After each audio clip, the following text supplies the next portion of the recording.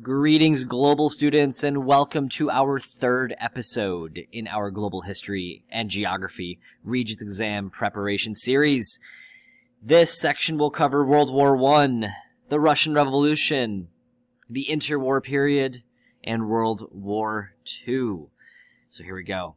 Alright, starting with World War I, like every war in this course, you need to know the causes and you need to know the effects. So the long-term causes is that nice acronym MAIN.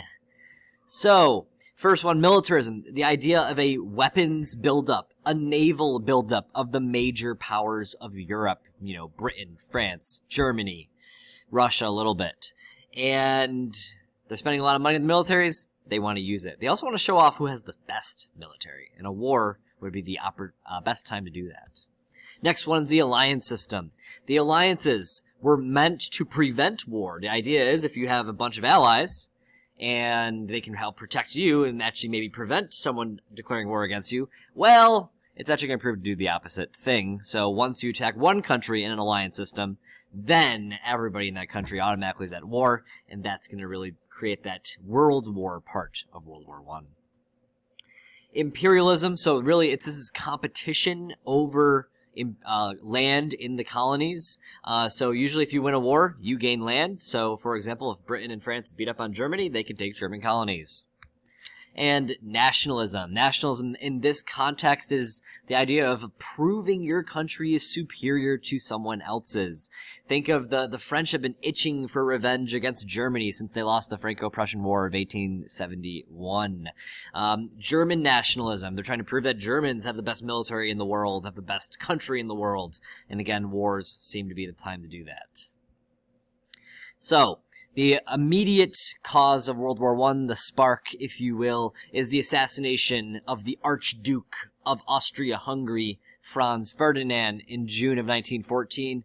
His assassination by a Serbian nationalist is going to push over that first domino, and all the alliances now start coming into play, and eventually we have a world war by August of 1914.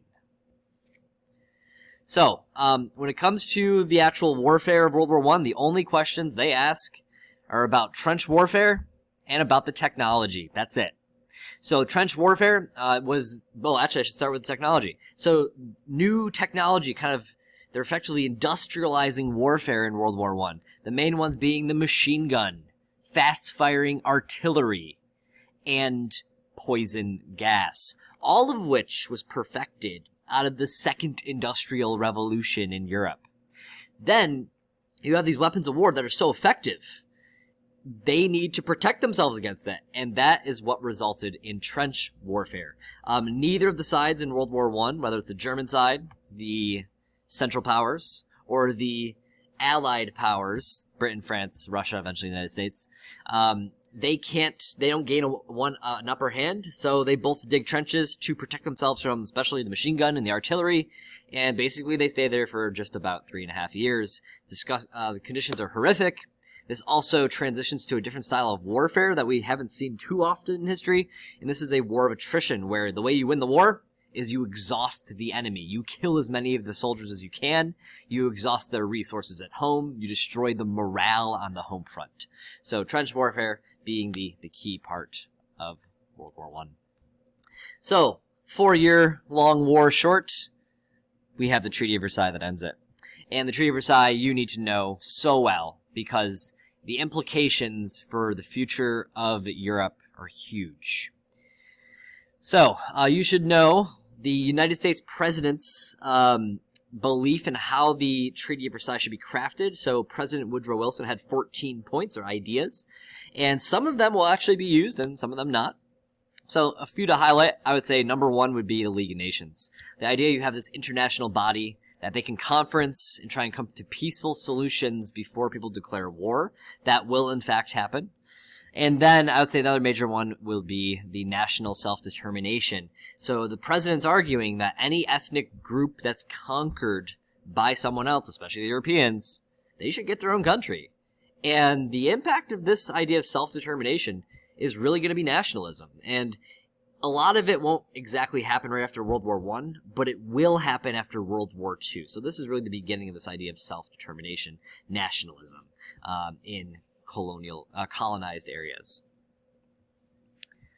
Okay, so the provisions you need to know of the Treaty of Versailles. Provisions, again, are sections. So the first one, got to know. Article 231, Germany takes 110% blame for the war. Technically Germany and her allies, but you get the point. And this is kind of humiliating to average Germans. And that allows some, fascist politicians in the 1920s and early 1930s to take advantage of that. Additionally, the economics part of the Treaty of Versailles is the war reparations. It's Article 235, where Germany has to spend just about 31 to $33 billion of money back then. That's 1919 dollars. And that's going to put Germany into severe debt. That's going to lead to the collapse of their currency in 1923 and 1924 and that hyperinflation crisis. And again, when your economy plummets, people are more likely to vote for radical political ideologies like fascism, like communism. Germany's military is reduced to just 100,000 soldiers, which is nothing. You can't even call that a military, frankly. Once again, that humiliates Germany and their history of having an excellent military. Germany lost all of its colonies. They're given to the French and the British as mandates. The League of Nations is in fact created, but in reality we know it won't have much teeth, won't have much power. That's going to allow Hitler to take advantage of them later on. And all those remaining colonies of Germany or of the now disintegrated, dissolved Ottoman Empire. We know the Ottomans fought with Germany. They dissolved because they lost World War I. And the remnants of the Ottoman Empire, most of them became mandates or basically colonies of France and the UK or Britain. The most important one for our purposes would be Palestine, the future area eventually we'll call Israel in 1948. Okay, so long-term effects of the Treaty of Versailles, I already pretty much mentioned them. The League of Nations, because it lacks real authentic power, isn't going to be able to stop the rise of Hitler and his territorial aggression in Europe. The reason he became popular is because Germans felt humiliated by the Treaty of Versailles, and the other reason he came to power is because the Treaty of Versailles is going to help hasten the decline of the German economy. All right, now new topic, the Russian Revolution. Again, if you know the causes of the Russian Revolution, you're good. So, first, if you understand the causes of the French Revolution, then you'll know the causes of the Russian Revolution. So think political, economic, and social. So Russia in the early 20th century still has a czar, which is an absolute monarchy. There initially was no parliament to check that power. You were not able to criticize the government. If you did, you usually were arrested by their secret police and sent to a really, really warm and balmy prison camp in the middle of Siberia. And I hope you get my sarcasm. All right. Additionally, note, they do occasionally ask questions about this. Russia has a long history of persecuting Jews, and often the word they will use to talk about the persecution of Jews in the Russian Empire is called pogrom. So pogroms, persecution of Russian Jews. All right. Social class issues. Basically, the upper classes. Upper class means the nobility and the monarchy. They have all the political power, and pretty much everybody else doesn't. So the working class, their focus is actually getting paid more because they're working in factories and they would love to have actually, better pay and better working conditions. Getting to the middle class, they want now political power. Yeah, they're wealthy, but they don't have political power, similar to the French middle class in the French Revolution. And then the vast majority of Russians were peasants and they largely rented their land. They want to own their own land. So, to recap all that, basically, most parts of the Russian social demography, Russian people, are unhappy. So, the main thing is World War I sucks. It's exacerbating all of these problems. It's making food shortages. Workers are working longer hours for less pay. Peasants are working long hours in the fields and don't own their own land. So you're going to get a guy like this who's going to preach peace, land, and bread. So, you need to know the Bolsheviks. That's this communist political party in Russia, led by Vladimir Lenin, another gotta know. And Lenin believes it is his duty, and the Bolsheviks' duty, to lead this proletarian revolution and overthrow the Russian government. And the way they'll do it is by promising peace, get out of World War I, give bread to starving people, and land redistribution to the peasants. And that's an incredibly popular campaign slogan. So, long story short, the Bolsheviks take over in the Bolshevik Revolution, also known as the October Revolution. And right after that, a civil war ensues in Russia. So they create a command economy where basically the government controls every element of the economy. And this is going to continue for a little bit of time. The idea of a command economy in the Soviet Union will become kind of the norm later on. All right, so this every so often gets a question, every once in a blue moon. So once the Bolsheviks win the Russian Civil War, they wanted to revive their now failing economy, and the way they did it is by making a new economic policy, the NEP. And basically what they did is they infused a little bit of capitalism into their communist system of economics, and they spurred economic growth. It was a really popular move. This is actually similar to what the Chinese will do under Deng Xiaoping, or it'll be similar to what the last dictator of the Soviet Union will do, Gorbachev, with his perestroika economic reform. So, unfortunately, though, this was fairly short-lived because Lenin dies. And now you have new dictator, Joseph Stalin, 100% gotta know. And just so you can remind yourself of just how beautiful of a man he is, well, was. Here you go. All right, moving on. So, the questions they asked about Stalin are pretty much in three, themes. One of them is his 5-year plan. So, if you see the term 5-year plan, Stalin's goal is to rapidly industrialize the Soviet Union, the USSR. So this is going to be another example of a command economy. So they'll have quotas. They really try to spur growth of the heavy industry that you see right here. And overall, it's very successful for spurring industrial growth. The other aspect of the 5-year plans, it's part of it, it's now called the collectivization of agriculture. Mao will do something very similar in China after World War II. So they're going to forcibly nationalize all land in the Soviet Union, especially in the area of Ukraine. And the idea is state owns the land and the farmers farm it for the good of the state. But it is going to be done forcibly. So if you refuse to give up your land, the Stalin's secret police would just straight up kill you or send you to one of those Siberian gulag prison camps.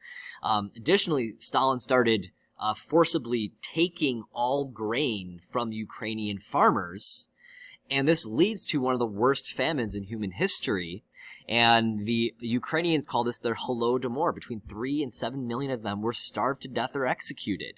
So that's their version of what they call the Ukrainian Holocaust. So that's one of the ugliest elements in Soviet history, is what they did to Ukraine in the early 1930s. All right, so every so often they will also ask about Stalin purging the Soviet Union, and that means he basically thought he had political opponents, and he wanted to either kill them or imprison them before they had a chance to do so. And the most famous of these purges was in the mid to late 1930s, and he killed over 1 million people. And one of the bigger problems of doing this is he really targeted his military, and he just took out the vast majority of the leadership of his military literally the year that World War II is going to start. Oops. All right. Next, we have the time period leading up to World War II. So, just some key ideas of how Hitler gained power. So before we get to that, actually, just some mentioning of fascism. So remember, Nazis were fascist. Mussolini was a fascist for Italy, but the Nazis were German fascists. So remember, fascists, they believe in having a dictator. They believe in totalitarianism. They believe in pretty much worshiping the military. They believe that an individual in their country their purpose is to work for the state. Like, individuals don't matter. It's your job for the state that is what matters. So, additionally, the Nazis are going to start gaining power because we know the economy of the 1920s in Germany, the Weimar Republic, is failing. And they blame all those problems on the Treaty of Versailles and also Jews. And we know when you blame a group of people for something they didn't cause, that's called scapegoating. All right. So, in the Pacific end of the beginning of World War II, so we have Japanese aggression. We know Japan, since the turn of the century, 20th century, Japan is starting to conquer more and more land. So they become a colonial and imperial power similar to Europeans. So they start taking over northern China. They take over all Korea, almost the entirety of the eastern seaboard of China. And they keep going to Southeast Asia, take over the Philippines, most of these Pacific islands here, and eventually they get closer and closer to Hawaii, which makes the U.S. become nervous. And in the midst of doing all that, there's some horrific human rights abuses. The worst one being the rape of Nanjing in 1937, where between 100 and 300,000 Chinese civilians are murdered by the Japanese military. So it's one of those human rights abuses that we see in World War II. And that territorial aggression of the Japanese, similar to the aggression of Nazi Germany, is going to be the main cause of World War II. So going back to Europe now, is Germany under Hitler is now going to start taking over land. And that's a violation of the Treaty of Versailles. And in theory, the League of Nations put a stop to it, but they don't. So they start occupying more and more land. So first major one being Austria. Hitler's homeland was Austria, takes over that. There wasn't much of a problem there. He's then going to eye Czechoslovakia, and here is where, the League of Nations, mostly the British and the French, are going to meet with Hitler, and they ask Hitler, what do you want? And Hitler said, I just want this one part of Czechoslovakia called the Sudetenland. And they're like, do you promise that's the last thing you want? And Hitler said, absolutely. So that is what we call in politics appeasement. When you give in to the demands of an aggressor to avoid something worse, a conflict. And Hitler interprets that as the Allies being a bunch of wusses. They don't have a backbone. So ultimately Hitler will take over all of Czechoslovakia, not just that one part that he promised. So appeasement is considered a failure in British politics. Okay. Just quickly know that Germany and the Soviet Union initially signed a non-aggression pact to prevent war between themselves, and the way they did that is they divided all of Poland between themselves. And when Germany invades Poland on September 1st, 1939, that is officially the beginning of World War II in Europe. So you should know the major question they ask about the warfare of World War II is they actually will use a German word called Blitzkrieg, which means lightning warfare. So compared to trench warfare, where they sat in a trench for 3.5 years and didn't really move much except for trying to attack the enemy and dying and failing, World War II is fast. They're going to have really fast airplanes, as you can see in the photo. They're going to have fast tanks. It's all about taking over a lot of territory in a short period of time, and the Germans devise this, and it's called Blitzkrieg, lightning warfare. So, Hitler's biggest mistake of World War II is when he broke that neutrality pact with the Soviet Union, and he invades the Soviet Union, and he technically invades in the summer. He invades in June of 1941, but he's not able to capture the entire country. That summer turns into the fall and the winter, and then his soldiers are not equipped for the Russian winter, and now the Soviet Union can start fighting back. And the major turning point of World War II would be the Battle of Stalingrad. Soviet Union wins, and now they're going to be on the offensive, pushing the German military back all the way to Berlin. On the Pacific theater end of the war, World War II, the United States is brought into World War II when Japan attacks its naval base in Pearl Harbor, and that's key for the Allies. The United States has the largest economy in the world, and now they're going to declare war against not only the Japanese, but also Nazi Germany by December 9th, 1941. So, really important to have the U.S. on the side of the Allies. And there's a bunch of battles I'm obviously skipping over for the sake of simplicity, but we gotta know the end of World War II. So every so often they will ask about total war. Remember, total war is the idea that all of your citizens, not just the soldiers, have some part in the war effort, making clothes, making weapons and ammunition, building ships, you name it. Additionally, it takes an uglier turn in World War II, where total war, civilians now become targets. Because if you kill enough civilians, you might break the morale of the enemy, and every single country that fought in World War II will target civilians. What else we got? Major, huge, important turning point in human history is the use of the atomic bombs on Japan. So that obviously is going to end the war, the Pacific Theater. It's going to end World War II officially. It kills, if you think about the after effects of the bombs, it kills at least, 300,000 people between the two cities, being conservative with that. So the world has now entered a new phase, a new age, the nuclear age. And this kind of is going to be one of the major elements of tension in now the Cold War, is not only will the U.S. have this incredibly destructive weapon, but so will the Soviet Union and eventually 9 countries altogether in the world. So because of the bombs, World War II officially is done, but that begins, eventually we'll call the Cold War. All right, so some major effects I just really want to reference here is this one here. So World War II is going to be a big turning point for nationalism. So colonialism is still extremely prevalent in World War II, but World War II is really going to push this idea that colonized people should be independent. So like India will gain its independence just 2 years after World War II ends. So rise in nationalism is a key one. All right, so to finish out this section, we're going to cover the Holocaust. Holocaust usually gets questions on the Regents exam, as it absolutely should. So just some major parts to know. Make sure you understand the Nuremberg laws. That's literally 1 year after Hitler becomes Führer, or dictator. He immediately revokes the citizenship of Jews, starts passing other laws that require themselves to identify themselves. He gives them passports that identifies them as Jewish. He starts encouraging average Germans to start persecuting Jews in public. Kristallnacht is when they start destroying Jewish synagogues and homes and businesses. So he is pretty quickly ramping up the anti-Semitism in Germany. That leads to a change in 1942 where it goes to just from persecution now to genocide. The Wannsee Conference is where the Nazis decide to create a genocide of European Jews. So, obviously, I'm leaving out the gas chambers because we did that all in class, but know how the death camps operated, the use of the gas chambers to industrialize genocide.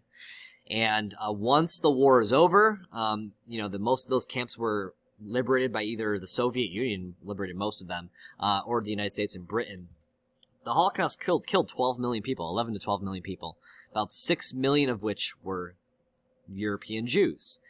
And that is going to have a huge impact on a new version of nationalism, which actually existed in the 1890s, called Zionism, where Jews believe they should have their own country outside of Europe in their ancestral homeland that they used to call Palestine or Canaan, but eventually they will get this, and the Jewish country of Israel will be created in 1948. Okay, so the last section involving the Holocaust is the Nuremberg trials. Gotta know them. The Nuremberg trials is the trial of leading Nazi war criminals. There's technically 24 of them, and they are charged with crimes against humanity, like they committed the Holocaust. And all of them pled not guilty, and 22 of them will be found guilty. And the importance is the fact that we're going to see a lot of other trials later on of war criminals, people who committed these heinous acts against civilians especially. If they are caught, they will be held responsible for these crimes. So like to the very day, people are being charged with crimes against humanity. And the Nuremberg trials are an important turning point for that in the international world sphere. All right, so that is episode 3. The next episode we'll get to decolonization, the Cold War, etc., etc. So thanks for listening. See you later.